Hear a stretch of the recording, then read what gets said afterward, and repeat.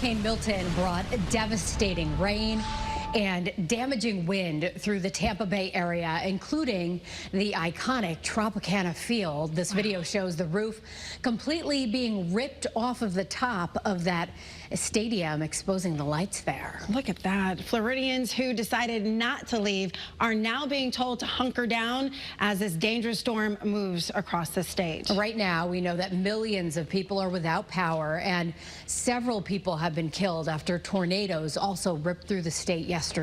Channel 3's Christian Benavides is on the ground in Tampa, one of the area's hardest hit.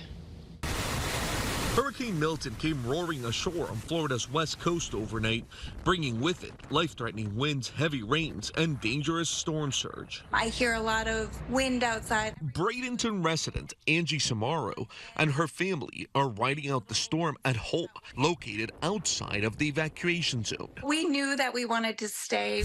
Closer to the Gulf Coast in Newport Richey, residents and their pets took shelter in this middle school gym. We take this stuff serious, and we live in a flood zone. In the days leading up to the storm, millions were urged to evacuate. Last night, Florida's governor said it's too late for those who did not heed those earlier warnings. It's too dangerous to evacuate safely.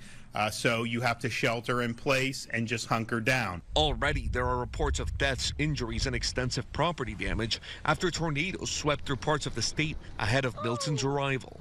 In Tampa, the storm struck here as residents were still cleaning up from Helene and dumped 3 to 5 inches of rain an hour.